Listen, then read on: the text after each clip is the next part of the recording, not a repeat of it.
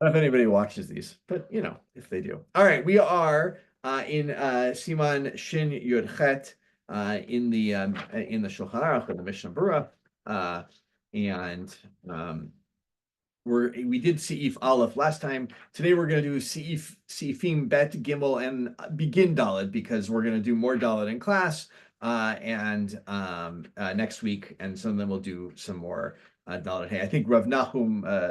Not that I would ever say Rav Nahum did anything not very wise, but he very wisely told me that he really wants to take his time, especially on Seif Dalet, because it's so chashuv to what we do on Shabbos. And I think there's probably no more consternation that's caused by questions of, which is not just Seif Dalet, but also Siman Reish and Gimel of, what can I reheat on Shabbos? What can I put on the plata? What can I put on the blech? What can I put in an oven that's like set on a Shabbos timer at 200 degrees and all that stuff? And can I do any of these things, on Shabbos? So we will get there. But first, let's do bet. So I'll read and the easy stuff, the Machaber, and you all get to read the Mishnah Berurah. So Hashochet b'Shabbat lecholev. So you have a sick person, God forbid, who's like, this is cholesh yesh bo sakana, of course, and you slaughter an animal. Bein shechala me'etmol, bein shechala hayom. Doesn't matter when were they sick before Shabbos, and you knew you might need to do this. Mutar habari lechol mimenu chai. So the healthy person is able to eat from the animal raw. Aval mevashel lecholeh or asah shar melacha. Right? If you cook, I read that out of order, but that's if you cook for the sick person on Shabbat or any other melacha for them, asur b'Shabbat levari o lecholeh she'ein bo sakana. Right? It's forbidden for either a healthy person or a different choleh who doesn't have a danger. Right? It's just like feeling bad that day. It's like laying down because they're feeling bad. Because our concern is you're going to add extra food for that person. So, Aaron Wonder is here. I should admit him to the room. I am such an old person. I say everything out loud online. Okay. Ve'afilu bishel al yedei eno yehudi asur b'Shabbat. Even if it's not a Jew who does the bishul, but you get a non-Jew to do it, right? So it's stepped it down to a derabanan. It's still asur. V'im katzatz perot mina mechubar lechole b'Shabbat. What if you have a sick person that has a sakana on Shabbat and you cut some fruit for them? You pick an apple or something. Afilu hayacholemi ba'od yom. Even if they were sick already on Friday, asur levari b'Shabbat. That a healthy person can't eat that stuff on Shabbat. Why? Mishum shegadel veholech b'Shabbat v'yesh bo mishum muksa. Because over those few hours on Shabbos before you pick this fruit, the fruit kept growing, it continued to grow, and therefore the growth part, I guess, is muksa, right? So and that makes it asur for the bari on Shabbat. Okay. All right, that's the Shulchan Aruch on Seif Bet. Any questions, anything we said wrong, anything so forth before we get to the Mishnah Berurah?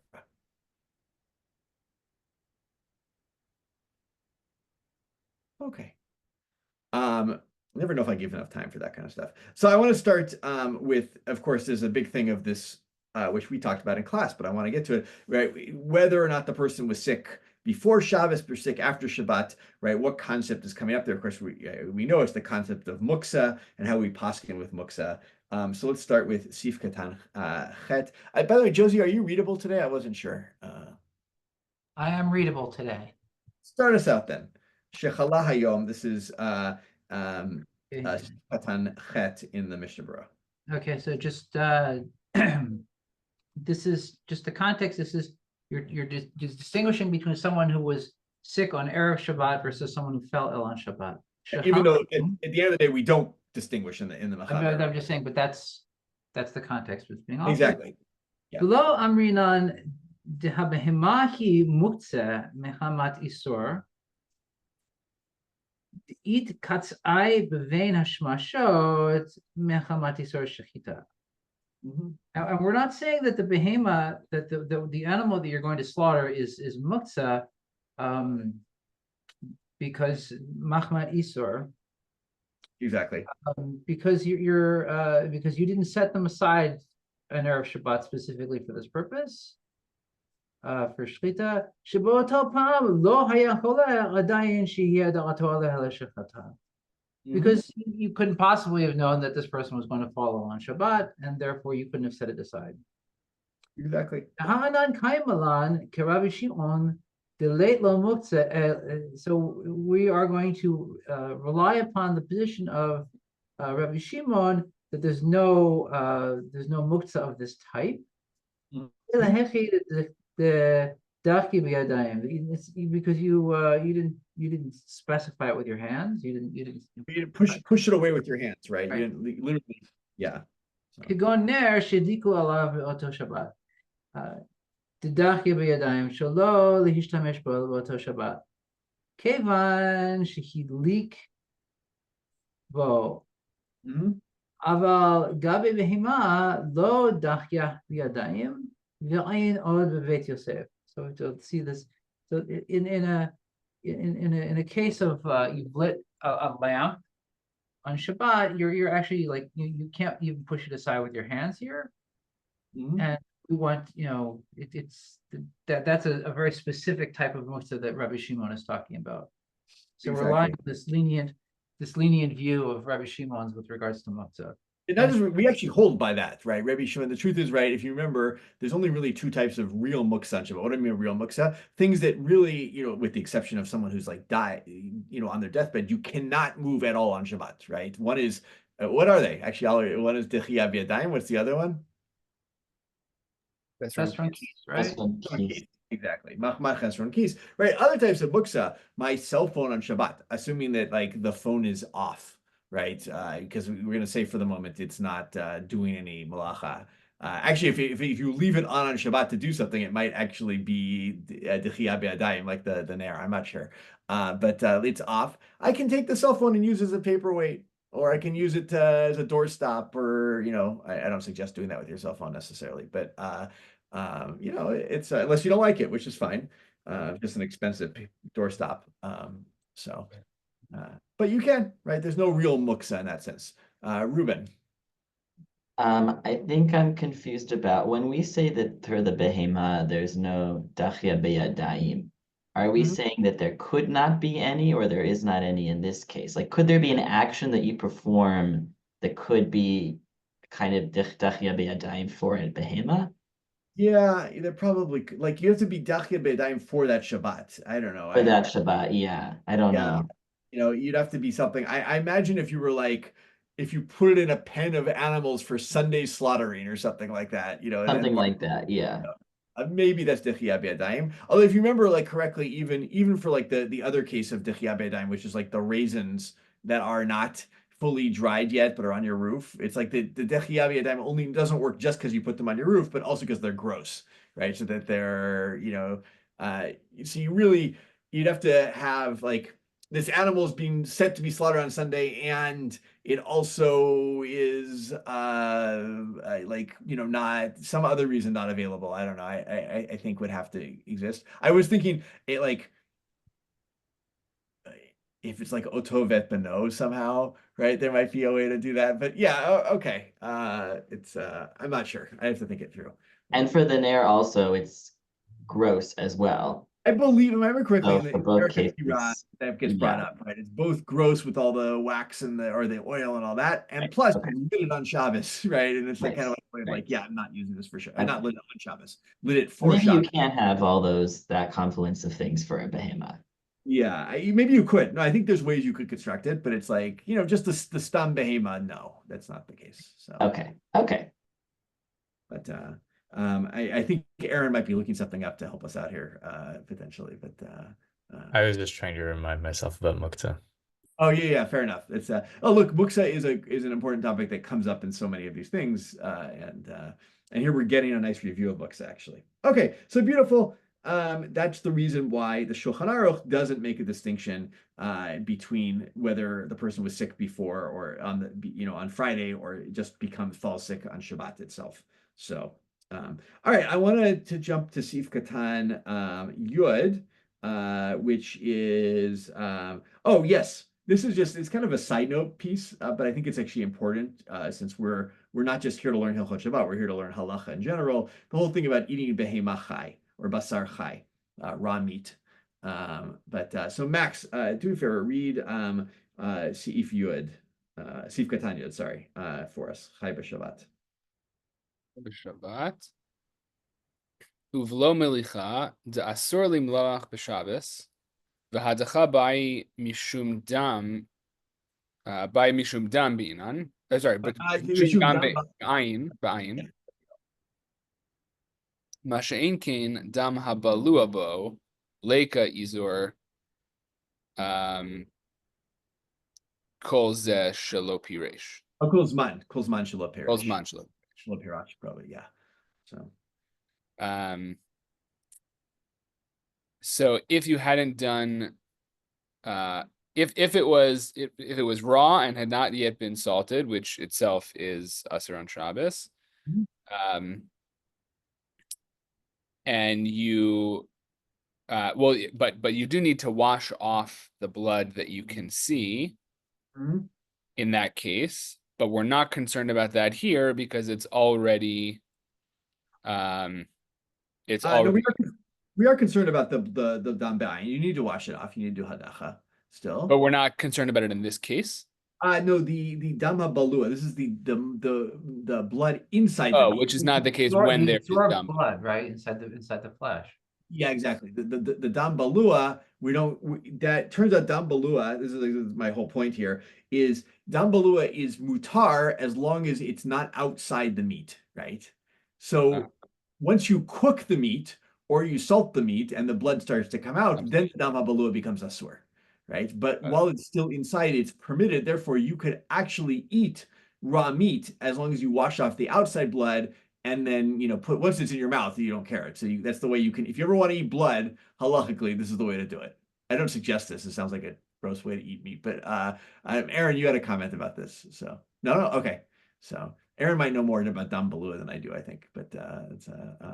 But yeah, general rule that malicha that when it says don't eat the blood, it actually is only talking about the blood that you can see with your eyes, and therefore, as long as the blood hasn't come out from the inside of it, you're allowed to eat it halachically. So again, not the best thing to do because we tend to cook once you go ahead. I said salmonella. But...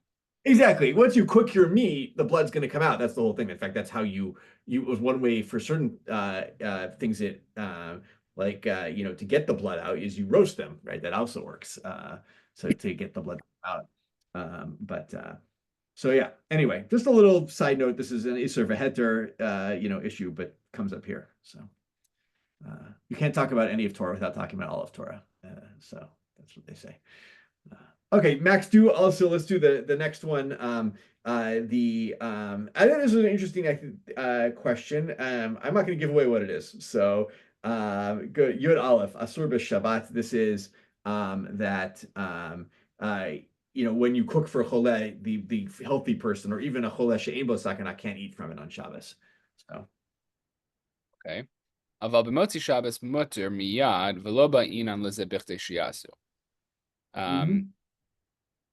But if you went ahead and cooked it anyway, then motzi Shabbos. Is that what it's saying? Yeah, even if you cook for the chola, but after you cook too much for them, at the end of the day, you can't eat it on. But okay, but you can't. But b'chtei shiasu doesn't apply. The ti'ima im hatavshil yafeh bishvil hachole mutar gam b'Shabbos. But to taste it, to make sure that it tastes good is fine. Exactly right. You got if you're the cook for the chole, right? You can't just who cooks without tasting their food, right? You got to taste the food, and so that's allowed on Shabbos because that's not about you're not going to be marbeh, right? To taste it, right? You're just you're doing that for the sake of the chole. You might even be marbeh, but you're doing it for the sake of the chole, not for your own sake, so you can eat some. So this actually also relates, right? I remember people were in Shiur we had a shiur right before Asar B'Tevet. I think it was on a Friday this year, and I made some comment. And Rav Lennis says the big question is, can you taste the food while you cook it for Shabbos, right, on us? And he said that he knew two different poskim. One said you could, one said you couldn't, and one's wife was a lot happier, something like that. But No, it was that the other one said you can tell that he's machmir exactly. based on the cooking. Like Yeah, you can tell exactly. it's lighter taste. Yeah. So, but okay, so good. Yeah. So that, this is just I thought this was an important thing. God forbid we should ever be in such a scenario, but it happens in reality. Like you have to do, we do have cholim who are in sheyesh b'hem sakana, and these are real halachot that we need to think about. All right. Can I ask a follow-up on that? Yeah, of course. I feel like I mean, I guess the more serious you get, like it's a different case, but I don't know when I think about having someone in a house who is cholesh yesh bo sakana, like I'm trying to think of the modern examples where cooking that person something like would actually come up. Like I don't know. Yeah. I mean, when I think about sick people and cooking, I think about chicken soup. But obviously, this is not about like for the case we're talking about is not chicken soup. So I'm just curious if you have thoughts on where exactly this could, like, I don't know. It's morbid, but yeah. I mean, a simple case that actually occurs to me. There are cases where, like, you have someone who's very sick and they need to eat constantly, right? And maybe God forbid, someone has diabetes and like they didn't get enough food and they need something immediately, and they're stuck on the couch because they can't get up. Yeah, maybe you can get them raw food, but maybe cooked food is better. I don't know. I'm not a doctor in this, obviously, but the other thing I was thinking about, by the way, this does come up. Someone on Yom Kippur falls ill, right? And they need food immediately. Again, you might give them an apple, but you might want to cook them something. It might be better to cook them something, so, or heat, give them something warm to eat or something like that. So hot water. Yeah. But I think those are real cases. You're right. We do, we do so much when someone is cholesh yesh bo sakana. So often we send them to a hospital, right? In our modern world, that this maybe comes up a little bit less. Although we'll again come up, you could definitely get an order from the hospital, food line to have food cooked for that person, and you couldn't eat. That actually would also apply, right? In the NOUD, right? You're in a hospital, God forbid, with somebody, and you call on the hospital, say, hey, we need to get this guy some food. And by the way, food doesn't necessarily have to be like the food is saving their life. It's like they need to be constantly eating to like stay healthy while they're help with, not to give them another condition. And you could not eat from that food that the Eno Yehudi is cooking back in the, it's probably, even let's say we get the kosher meal, which you don't have to necessarily if there's nothing available and it's real choleh, but, you couldn't eat from it because it was, that was heated on Shabbos. Similarly, it was heated in ways that you're not allowed to heat on Shabbos. But Reuven, and then Josie. To cite a real life example, when I was helping take care of my grandmother towards the end of her life, so it's like she, instead of hospice, she wanted to be at home, and so the expectation was she wasn't going to live much longer, but it was still sheyesh bo sakana, and she needed to eat to take her medication, and it needed to be certain kinds of food that had like a certain amount of, couldn't be an apple, it had to be like something with fat, something substantial. So I think that could be potential, where you're like not somebody in the hospital, somebody actually at home who needs to eat in order to take their medication. Exactly. Yeah, no, I've thought about some people, who have got on hospice, and yeah, you still need to cook for them, right? I mean, this is very practical for me. I had surgery 2 weeks ago. I was discharged on Friday afternoon to go home, but I was still definitely in the case of yesh bo sakana, or yesh ba sakana in my case, right? Yeah. So I had to eat so that the steroids and the antibiotics wouldn't have these deleterious effects. And it's sort of I'm going to warm you up some chicken soup because that's Exactly. that's just because you need something with salt and protein and fat to protect you against some of the deleterious effects of the medication that you're taking.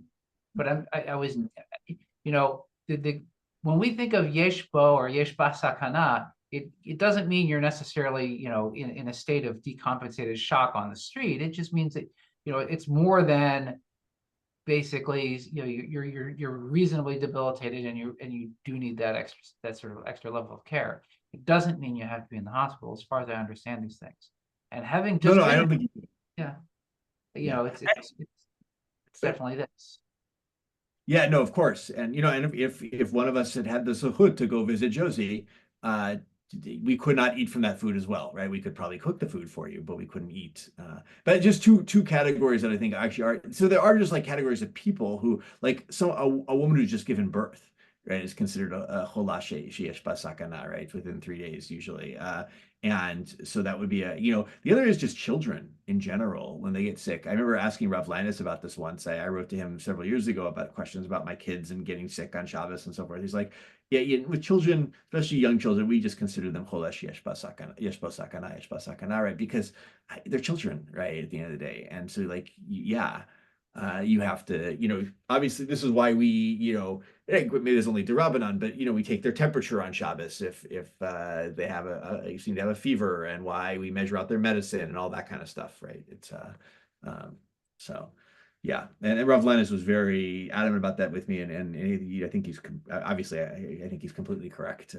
So yeah, so those are cases of, you know, Josie brings the case of someone who's just had surgery, someone who's in, like, you know, in a state where they're not they're probably on the road to recovery, but we want to be very careful with what they do, and they can take their medicine. But also there's certain people who we just assume, you know, are in fragile states. Yeah. Good questions. Let's see, where did I want to go? Oh yeah, so just similar to what we did before, maybe Max will have you do one more because these have all been short. And if we look at, so we talked about that even if a non-Jew cooks it, right? So then we've brought it down to the cooking was an Isur Derabanan. It's still Asur b'Shabbat for the healthy person. So again, just Max, just read you a Dalet in the Mishnah Berurah.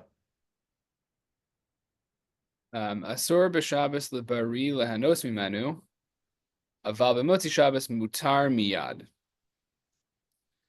V'ta'amo dekivan ta'ino Yehudi bishel beheter lo ba'i lahamtin bichdei shiasu, v'gam lo gazru bazeh mishum bishulei akum. Okay, so it's permitted for the healthy person to benefit from that food Motzi Shabbos immediately. There's no gzera of Bichdei Shiasu, because that's only a gzera for you know, to prevent you from doing it in the future, and that's when the person does it without rishus, and so with rishus it's fine. And there's no, someone disagreed with this, I remember, but there's no problem of bishul akum in that case. Great. Yes, this is a big thing that's been hanging over all of this, right? Bishul akum, what about that? And now you could answer, right, that maybe this only applies to non-bishul akum cases, right? Maybe they're cooking something, it's not ola shulchan melachim or something like that, but or something that's eaten kamot shuchai, but nonetheless, the Gra at least holds that bishul akum, we remove the gezerah here, right, of bishul akum. So, but probably good, because actually there's a debate in the Mechaber himself, in your idea, about whether or not, if a goy cooks something that would be subject to bishul akum in your pots, would your pots need to be kasher or not? There's a debate about that. So, this would get us out of that as well if that gezerah is removed, or there, not gezerah is removed. There was never a gezerah on bishul akum for, you know, cooking for cholesh yesh bo sakana. So, okay. One more in this. Oh yeah, this is the whole thing of the fruit, right, that you pick on Shabbos for the choleh, is because it was it grew a little bit on Shabbos. It's muksa. It was like a pretty kind of fascinating thing, which Rav Nachum was like, well, what about the cow that grew a little bit on Shabbos also, right? I wanted to look at Ted Zayin in the Mishnah Berurah. Maybe Ruben, this is when you're going to pick up because we put a lot heavy load on Max. Shegadel veholech, that continues to grow. So Okay, shegadel v'holech. Ayin b'magen Abraham shemakshe libatel hagidulim ba'ikar shehu harov shel heter ve'yehi mutar levari kshenechelami ba'od yom.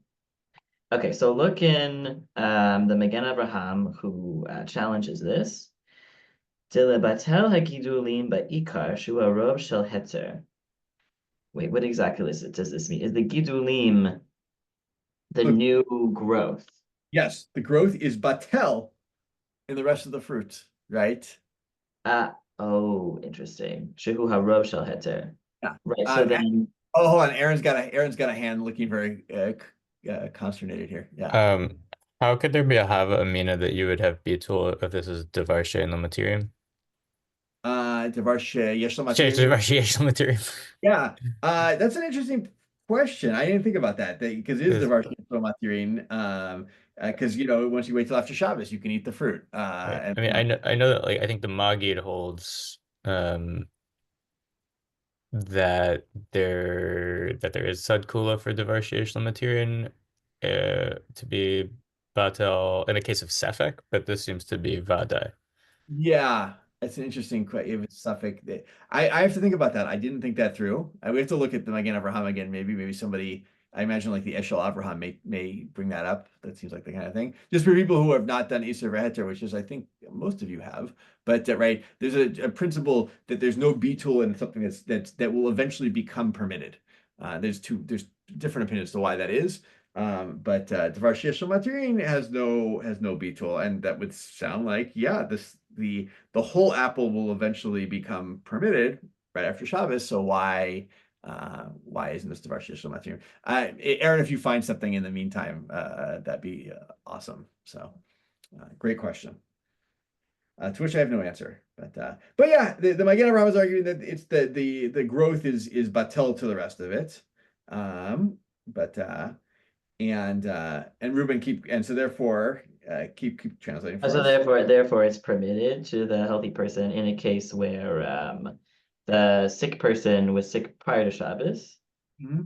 But with Vior Hagra mitzaded gam ken lahalacha. Okay. Yeah. And the Gra paskins this way. He seems to follow Magen Avraham. So, yeah, it's always interesting. As I'm sure you all know, I'm a little fascinated with places where we don't follow the Mechaber. Or at least there are Achronim who think the Mechaber is just plain out wrong, and so here's one of those cases. But Aaron may come give us some more clarity on this whole thing. So, okay,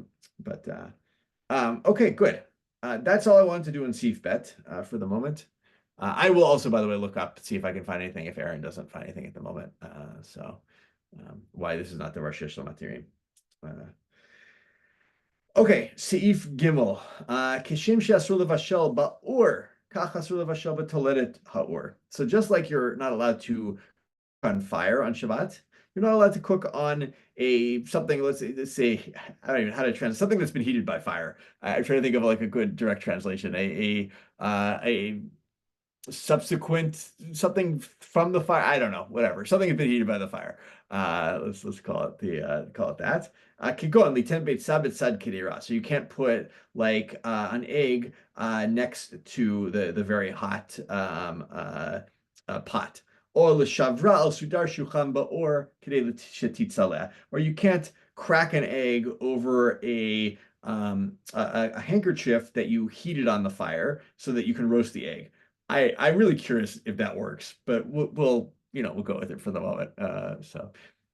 Also lighting, warming your handkerchief on the fire may not be the most. I imagine what it really means is with some sort of protection under it so it doesn't burn. But okay. Could the sudar here be more like a larger cloth than a handkerchief? Yeah, it can be. Yeah, but it's still like still. I don't recommend putting cloth by fire anywhere. Usually we put, things that are not not flammable, but all right, it's ve'afilu b'toledet chama, right? Even something that has been heated by the sun could go in besudar shuchan b'chama, like a cloth that's been heated in the sun. Asur, that's prohibited. Gezerah atu toledet taor. That is prohibited as a gezerah because of the things that have been heated by the fire, right? In other words, you'll confuse them, right? Just you can heat a sudar in a fire with a fire, you heat a sudar in the sun, and you couldn't tell the difference, right? And so therefore, you might be like, oh, I can use the secondary items. So v'chein asur lehatmina bechol o be'avak drachim shuchamu mikoach chama. You also cannot insulate or cover things in sand that's been heated by the sun, right? You can't do that on Shabbos. But to put something in the sun itself, could go only 10 beit sabachama, to put an egg in the sun, or 10 mayim b'chama kedei sheyechamu mutar, or to put water in the sun so that the water heats up. That is permissible. This of course gets into the whole dude shemesh conversation. Not so relevant for Americans, but I don't think, but very relevant in Israel. Really, the question with the dude shemesh, is that directly the chama, or is that a toledet chama because it's in the vessel? So, but yeah, Ruben, what was your question? Max and I were wondering in Chavrusa if it would be permissible to crack an egg on asphalt in the sun, because that could be like a toledet chama, because the sun might have been heating it up all day and it's blazing hot. And that seems like, so you could say maybe it's just the chama, but I think it's more than the chama. So I don't think that feels to me, I think I saw this somewhere, but it feels to me like that would be more like it's, that you're using a toledet chama, you're using the asphalt and the fact that it's black, as opposed to like just putting it in the sun, but yeah, you get a little bit, it's a very fine line between the two things. Yeah, that's how it seems. Yeah, it'd be an interesting question, right? Also with like the dude shemesh with the water, if you put water in a metal pot and you put the pot in the sun on Shabbat, right? Now they are heating at the same time too, so it's an interesting question. Yeah. As opposed to maybe if the pot was sitting out in the sun all day and it really got really hot, that would be a problem. But maybe if you put it in a cold, yeah. Ori, go ahead. We lost Ori. Second. No, I felt like the difference here was like a tool. Like you can use the sun because it's not a tool, that's nature's heat. But you can turn, like the sudar must have been a tool of heat that was used at the time, and this is from the Mishnah, so it's not like the Shulchan Aruch's time necessarily.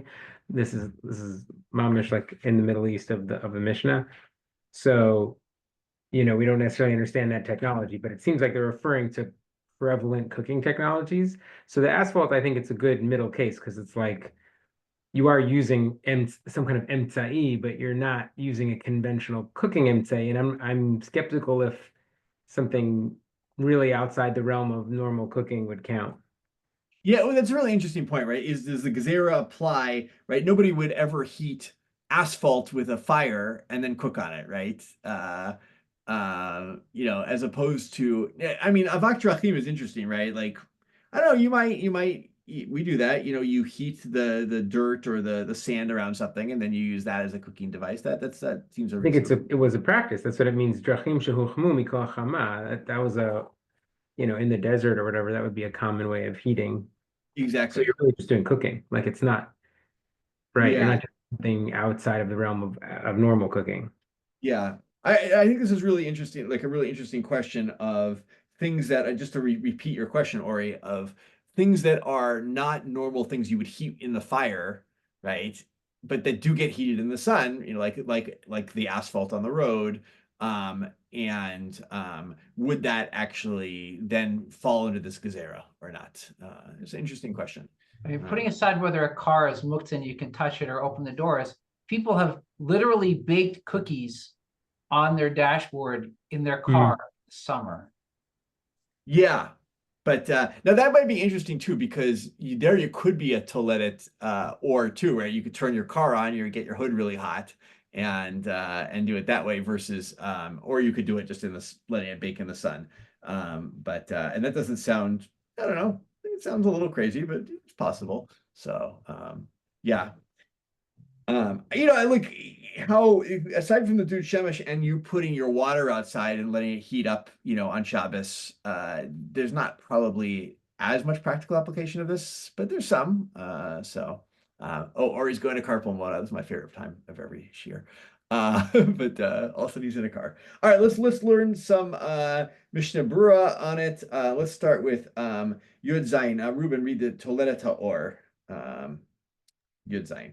Okay, Yud. There we are. B'toledet haor. V'hamevashel bo chayav. Okay, so someone who cooks with something that's a secondary item that's been heated directly by fire is chayav.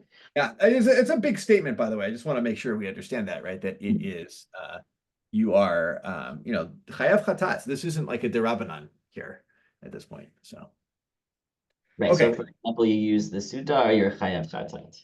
Yeah. Right. Okay. Lefichach hamaniach perot o mayim al hatanor o betoch hakachlin la'achar shehusak hatanor v'nitzbashlu sham chayav. Umidarabanan asur le'aniach afilu kodem shehusak u'kedilakame. Okay, so therefore, someone who places fruit or water on a tanur or inside, I don't know what hakachlin is. Yeah, I have a min tanur chimum shuhu me'alav yes. obe'afedefanot batei kibul, right? Some sort of, yeah. I have no clue. So what that actually looks like. It has really thick walls and there's a place to put things in that'll take the receptacle or something like that. But the general gist is you have an oven and you're not directly in the fire or in the oven, but rather the top or the outside of this oven, right? To put something on it, where the walls are very hot to heat it up. That's chayav chatat on Shabbos. So. Right, that's chayav chatat achar shehusak hatanur, but then it's rabbinically forbidden if you do that beforehand. Exactly. So okay, so then it's also rabbinically forbidden. This, by the way, I just want to call this out. This brings up one of the interesting things around cooking on Shabbos is that while cooking isn't something that necessarily happens, it's something where you could potentially do something before Shabbos and lead to cooking on Shabbos. Or even if you do it on Shabbos, if I put like bread in the oven on Shabbos, like there's an oven that's on, the truth is the bread doesn't immediately cook. There is some time to take the bread out, right? But if I let it sit there, it's like one of these things where there's actually like a delay between my action and the actual result that gives me a chiyuv, right? A chatat. So it's just, worth noticing this. And so it is a derabanan isur to put something before the stove is lit. And let it sit there and cook on Shabbos. But okay. Okay,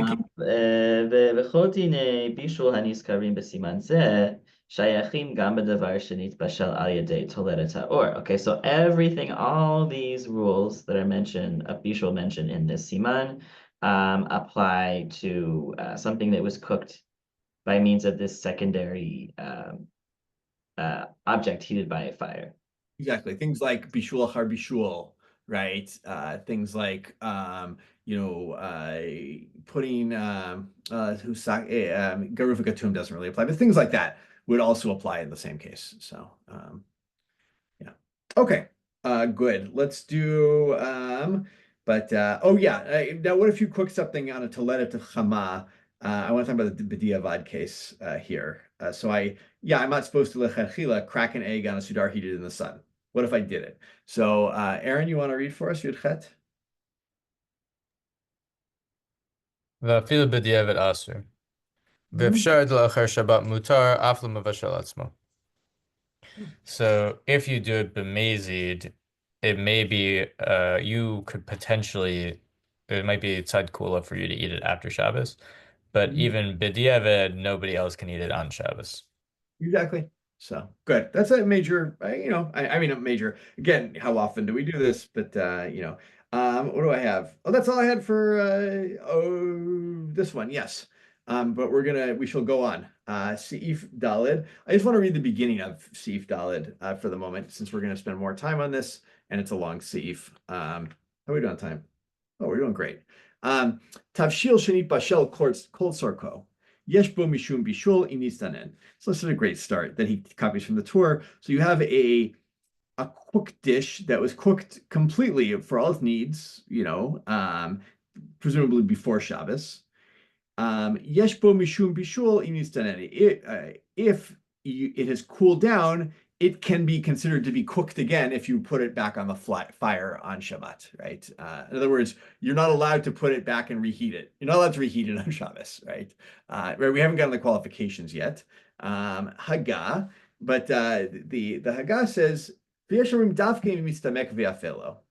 Rabbeinu Yerucham. He gets this. He says, some people say that's only the case where as it dries out, it becomes better. And not the case. Mitzvah can also just be as it continues to cook, but it becomes better, and not the case where it gets worse, or maybe even neutral, where it continues to burn up. All right, I think I will leave us for the moment before we're going to jump in the Mishnah Berurah on that cliffhanger, because of course there's going to be a big exception to this rule, which is the whole thing about Marak versus Yavesh. But for the moment, we're going to stop here and go to the Mishnah Berurah on just that one little bit, because there's so much to say. I wanted to first do a Berurah Halacha, right? Oh yes, Yesh bo mishum bishul. Aaron, you want to take it away? The Berurah Halacha, Yesh bo mishum bishul. הנה דין זה אף דסתם המחבר, מכל מקום יש בזה פלוגתא דרבתא. תדעת הרמב"ם והרשב"א והר"ן, דשוב אין בו משום בישול, אפילו נצטנן לגמרי. אך דמחבר סתם להחמיר כדעת רש"י ורבנו יונה והראש והטור.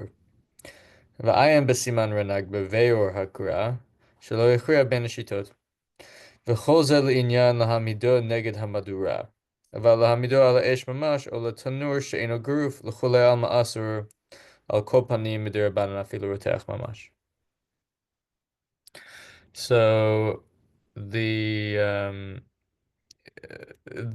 though the Mechaber seems to paskin, there is actually a machloket Rishonim about this, where the Rambam, the Rashba, and the Ran think that even if it's gotten totally cold, it can be heated up again. And Rashi, Rabbeinu Yonah, and the Rosh and the Tur think that if it's gotten cold, heating it up again is bishul automatically. And the Gra seems to have not decided between these possibilities. And this is all saying, all you're doing is heating it up. But if you're actually putting it on a live fire, then there's no one who would say that that's okay, and that that's not bishul. But only the Rabbanan though, and that's even if it's like still boiling, right? You still can't do that. Return to a fire. This is, by the way, not because if anybody know, maybe I'll ask the question. Anybody know what's the Isur D'Rabbanan of putting something even that when it's still hot on a roaring fire on Shabbos? It's not Garuf Katum. Yeah, it's not Garuf Katum. What's the problem? You're gonna stoke the flame. Exactly, you're gonna stoke the flames, or put it in modern day. Say you're gonna turn the controls. That's the thermostat, yeah. Exactly. Yeah. This is why, for instance, one of the things we're going to get more into things like crock pots and stuff like that. One of the things I've always been taught is if you use a not everyone holds this, but use a crock pot on Shabbos, you cover the controls, right? So that you're not tempted to turn it up to high or turn it to low or whatever other crock pot settings you may have. And one of the things that, the plata, phenomena is that it's not all of them are like this, but most of them you just plug in and they just stay at one temperature, right? They're essentially garufik katum. But in that sense, not everyone agrees, and there's some discussion about this, but again, it's you don't want to have control over the heat level on something on Shabbos. So Aaron, were you about to say something? Okay, so good. All right, so that's just I wanted that, it's one other thing actually I want to say about this. I don't know if we're going to get to this. I once saw a tshuva of Rav Avadia Yosef, where he's asked about maybe so I have a thing like this one, a kumkum that has like a measuring measurement of how much water is in the kumkum. And of course, what happens is as you dispense water, that water in the pipe that shows you how much is in there, which is cooled down, it's not hot anymore, re-enters the kumkum, gets reheated on Shabbos. And so Rav Yosef's like, well, wait a second. He's asked, can you do that? And one of his arguments that he uses for permitting it is like, well, there's actually like a lot of rabbis who permit reheating already heated water on Shabbos, right? That's actually perfectly allowed. And if you assume the whole thing boiled at some point, then it's okay. It's not his whole entire argument, but he's like, we have the Rambam, the Rashba, and the Ran, and those are pretty big poskim. And I believe in the Yemenite world that does follow the Rambam, they will reheat water that was previously boiled on Shabbos, because that's what the Rambam is. So, Max, you agree with me on that? Is that? I remember this question coming up once about the wait, this is different than what you said, the kumkum and a timer. Oh, yeah, that's different. That's a different case. Right. Yeah. But I remember that question coming up at some point, whether or not you can do. I'm not saying that we should go reheat liquids on Shabbos. What I'm saying is that, that when you can start combining that with other things, then there's actually there's some room for kula, because, there's some heavy hitters on the other side. So, and it's hard to ignore the Rambam, the Rashba, and the Ran. That's not, okay, let us dive a little bit more into this. Sif Katan Kaf Gimel. Oh yes, but this was we should maybe do the whole thing. Why not? So this is Tafshil Shni Peshokas Yesh Bo Mishum Bishul. It still is Bishul is shayach to it, to put it in English terms. Even if it's already been cooked. Let's see. Ori, Ori, are you readable? Are you in the carpool line? What's the?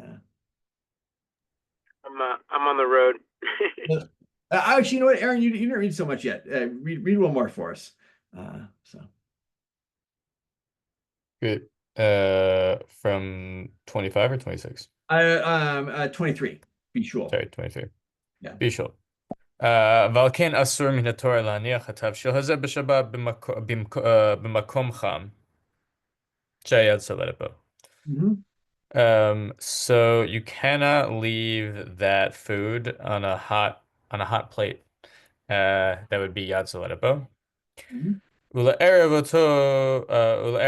אותו בתבשיל רותח. I think it's לערב. ולערב אותו, ולערב אותו בתבשיל רותח בכלי שני יש להקל. Okay, but if you have another, soup that is boiling, you can mix them together. Exactly. So this is a kula here for putting something in your soup bowl, right? For instance, that was already cooked on Shabbos before Shabbos. But it's now cold. You can potentially put it in your soup bowl and not worry about cooking. So we will get, as we get into this, about other questions about klisheni. What about something that, like, if I have boiling hot soup and I put an uncooked vegetable in it and stuff like that, can I do that? Can I put my challah in that soup, which was where my challah was afiyah and the soup is bishul, right?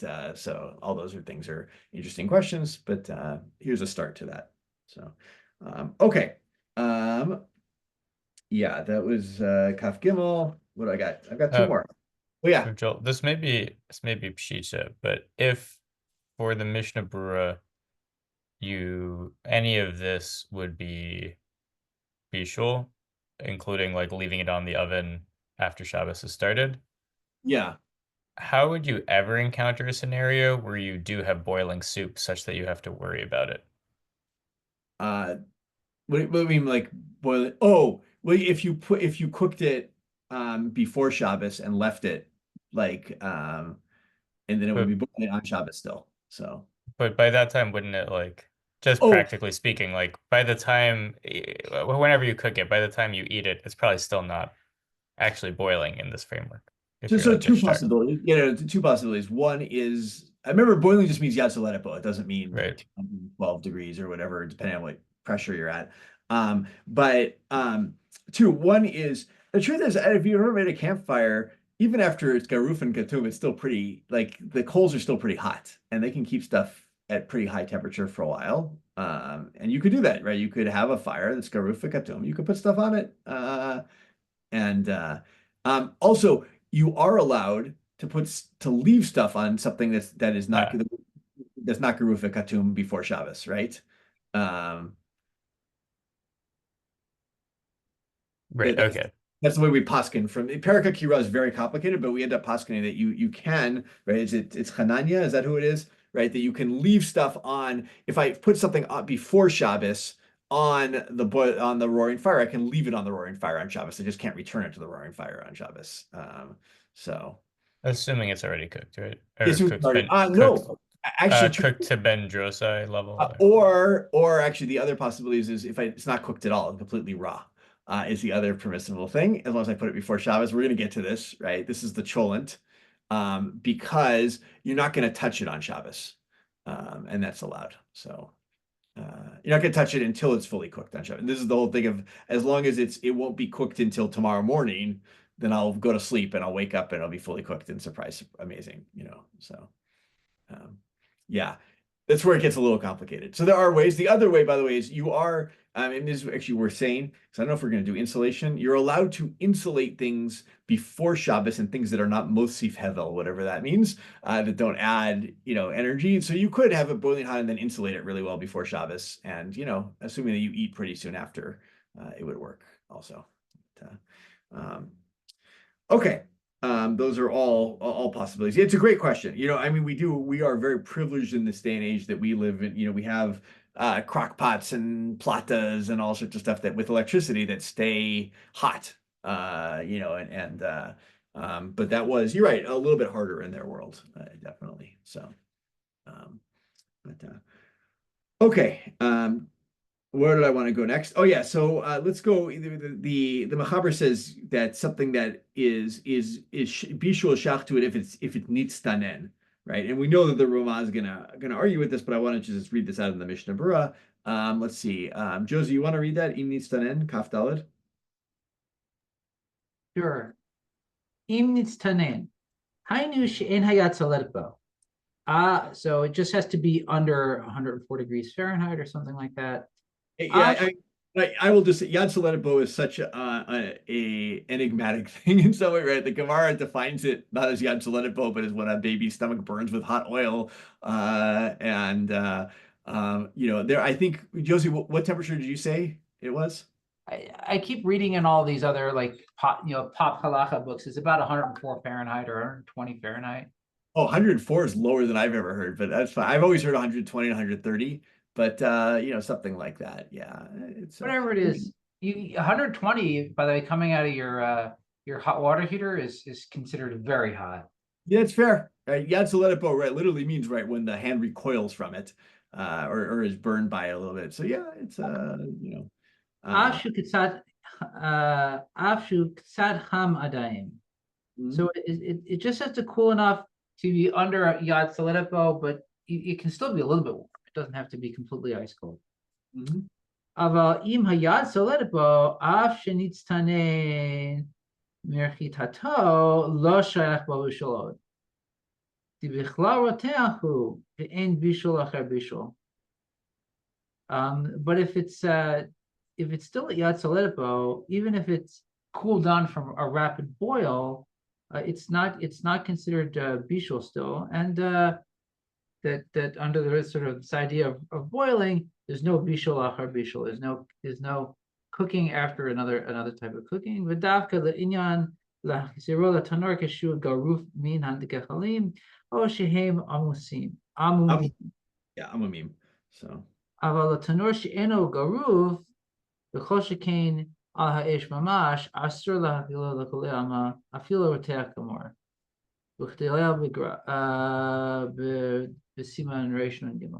Exactly. So what are we talking about here? Is if but even in the case if it's still above Yatzalabo, even if it's still boiling, you cannot return it to a to a stovetop or an oven top, even if it's garuf, even if you swept the coals out already.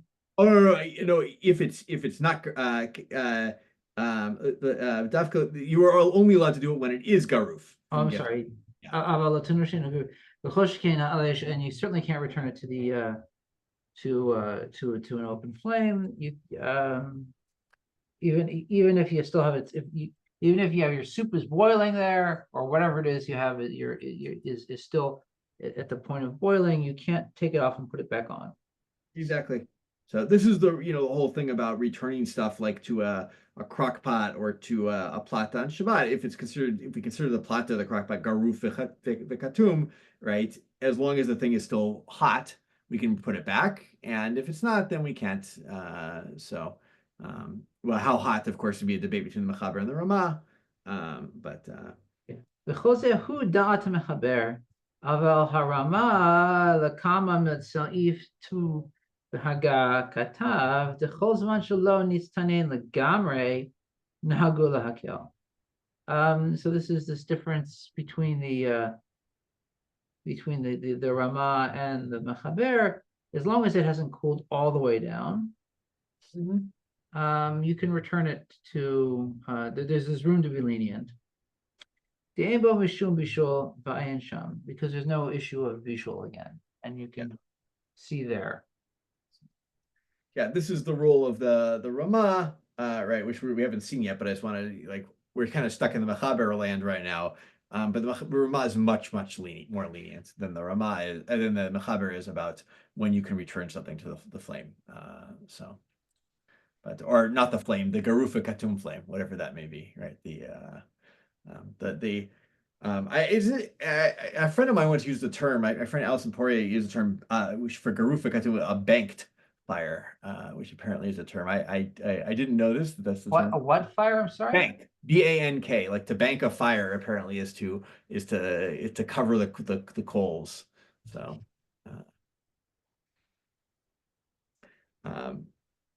This is back when she and I were learning this topic together. Okay.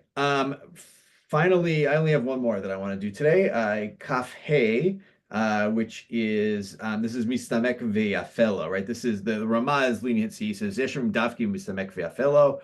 Maybe Max, take us out with this. So. Ve'afelo, aval im mistamek ve'ralo. Mutar laniach samuch lemedora, afilu b'makom shehaya tzoledet bo, v'ien bebach shepasak kizvara harishona de'in chiluk bezeh v'chein mashma b'biur hagra.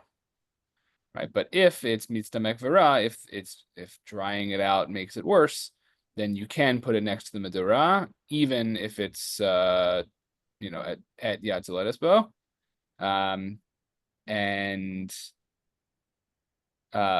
but the Bach paskins the other way and says that there's no difference between mitzamek veralo and mitzamek ve'afelo in terms of ability to put it near Yad Tzoledet bo. And don't forget the Gra, right? The Gra also agrees. And the Gra. Yeah, good. Taz is the other side, I believe, of this argument. But Aaron, go ahead.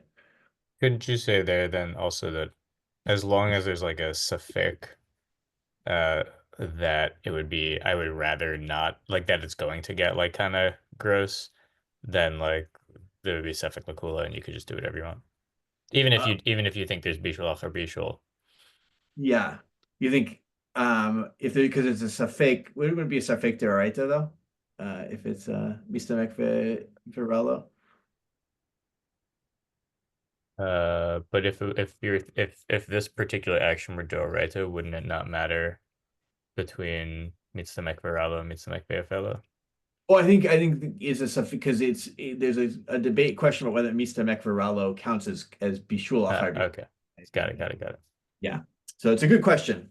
Yeah, one of the things I've noticed with all of this topic of cooking, which is so complicated on Shabbos, of reheating, of heating, reheating, all that stuff, is that there's like a huge amount of debate. Like the poskim really aren't so settled on any of these issues. And that we're going to see a lot of, also a lot of trying to dive into what's deraita and what's derabanan and so forth in some of these questions. But look, it's complicated. If I remember correctly, like the was the Shabbat Gilchat how this just kind of like just don't reheat stuff on Shabbos, which is like pretty shocking. One